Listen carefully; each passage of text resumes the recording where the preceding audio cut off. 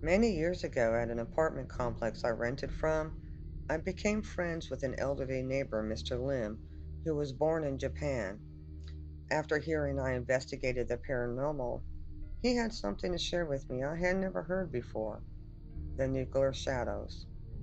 He was one of the lucky ones to have survived in 1942 when the nuclear device known as Little Boy was dropped in Hiroshima. Working in a records vault in the basement of the Main Library saved his life. The people who died were vaporized so fast their shadows were imprinted on the walls and ground. And it wasn't just people. There were animals and shadows of buildings no longer standing. Never planning on leaving his country, he stayed to help rebuild. It was not long before everyone started to see the shadows of people walking around. It seemed as if the shadows outnumbered the living. For the people, it was hard on them, for the shadows represented angry spirits not at rest. They were scared, and many things were tried to give these shadows peace. Some of the shadows became aggressive and would touch people, who would report a burning vibration sensation that left burns. The doctors examined them and found that they were radioactive burns. It was a very scary time. Here were people that survived the radioactivity only to be infected by the shadows. As the only surviving member of his family, it was important to carry on the name, so he left his country with his new wife, leaving the nuclear shadows behind. While driving around the mountains looking for a place to spend the night, we found a gate advertising a campground. Home away from home, the sign read, and we followed the long driveway to its end. It was small, with only 15 spots, and primitive, no water or electricity. With a generator and the water tanks full in our camper, we were prepared to stay a couple nights off the grid. The first thing we noticed was all the campers were older. We guessed most were from the 1950s or 1960s. Ours being a 2001 was the newest. There were 6 tent sites, and believe me when I say the tents looked as they had seen better days, sagging in the middle, some with holes and flaps waving in the wind as if they'd been up for years. A tiny cabin with a very elderly couple checked us in. It was a surprise to pay only $4 a night. Not that the couple seemed unfriendly, but we got the impression we were maybe not welcome. I asked if they had any drink machines, and when asked what I would like to drink, stated Cokes would be great. The lady returned with 2 cans of Cokes. It was a little strange. The Cokes had the flip tabs still open, something I hadn't seen since the 1980s, but when opening them up, it fizzed and tasted fresh. As we sat outside relaxing after setting up our camp, it seemed as we were the only ones about. I was getting this vibe. Can't really describe it except that it was an uncomfortable feeling. Really uncomfortable. All of a sudden, a man just appeared in front of our campsite staring at us as if we were little green aliens. He looked like he stepped off the mountain, with long gray hair that reached his shoulders and an even longer beard. My husband offered him a beer but got no response. He stood there for the longest time before saying in a very stern voice with an accent I could not place, "You should not be here." My husband and I gave each other quick stares, and when we looked back, he was gone.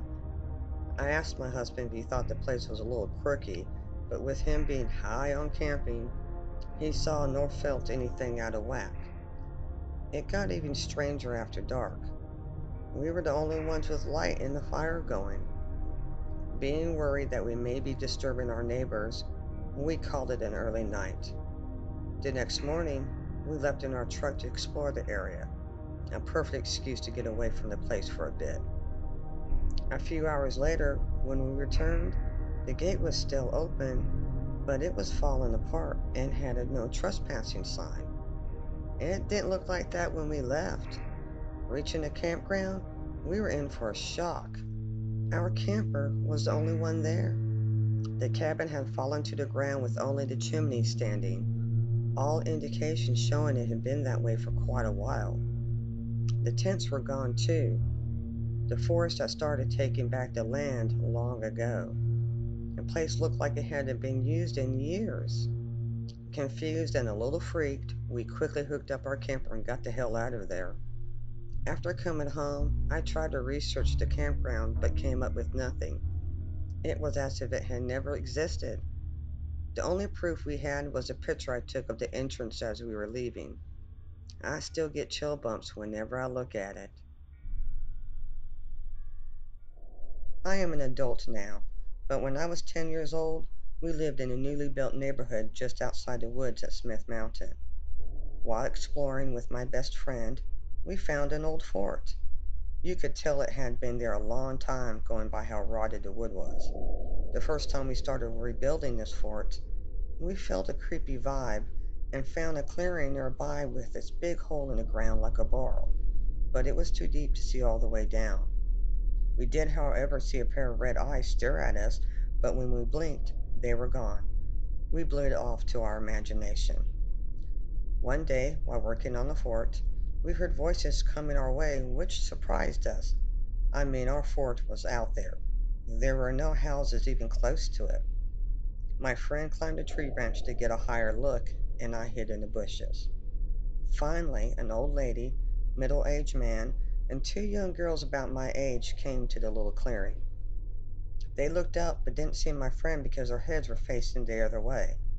While pointing at the hole in the ground, the girls were saying something like, "It happened here and he fell there."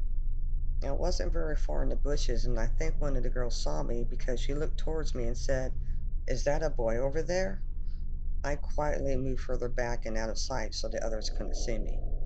Not wanting our fort to be discovered, my friend and I decided to sneak out of there. We had just started down the trail when we heard screams coming from the direction of the fort, and we booked it out of there. A few days later, I convinced my friend's babysitter, who did not believe us, to come with us and check out the fort.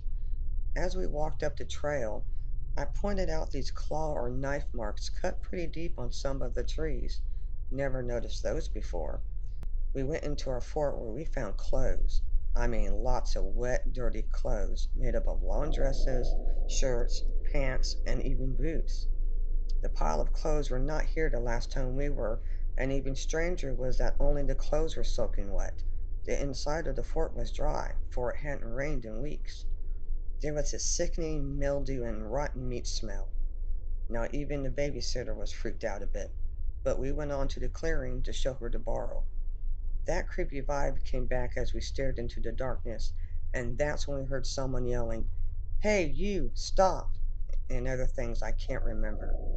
That's when the babysitter turned to us, her face white as a sheet, and said in the most serious voice ever heard an adult use, "Run." We ran so fast out of there that not even a cheetah could have caught up with us. The babysitter made us swear never to go back. I didn't know why she was really scared, but that scared us enough to obey.